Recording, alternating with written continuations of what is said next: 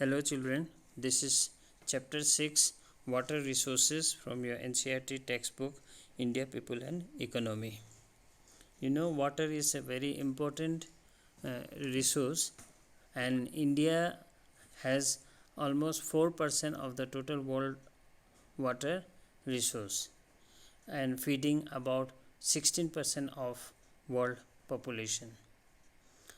The sources of water resource in India is mainly surface water resource and groundwater resource. Sources means from where we get water resource.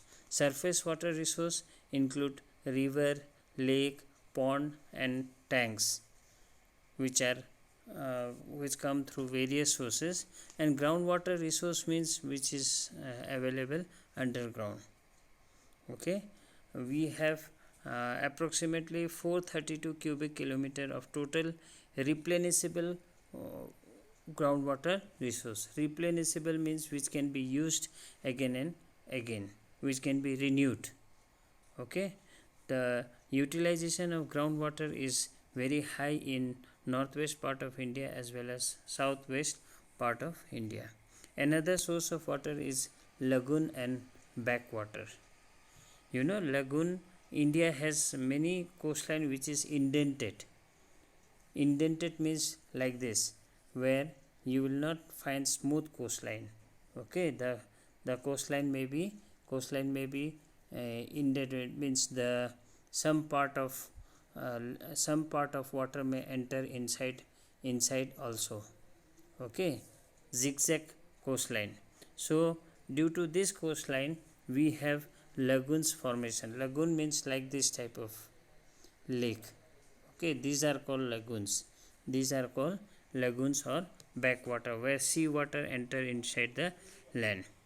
The water from lagoon is used for irrigation of various purposes. In India, utilization of water is mainly done for agriculture. Apart from agriculture, utilization is done also in the field of industries as well as domestic purpose. Need for irrigation. Irrigation means supplying water to the field. Need for irrigation is very much high due to the spatial and temporal variation of water. Spatial and temporal variation means the availability of water resource is not equal everywhere. Means due to the space, means not equal in every state. Some state get more water and some state get less water. And temporal variation means the water, the rainfall is not equally distributed in all seasons. So spatial and temporal variation means the availability of water is not equal everywhere and every time.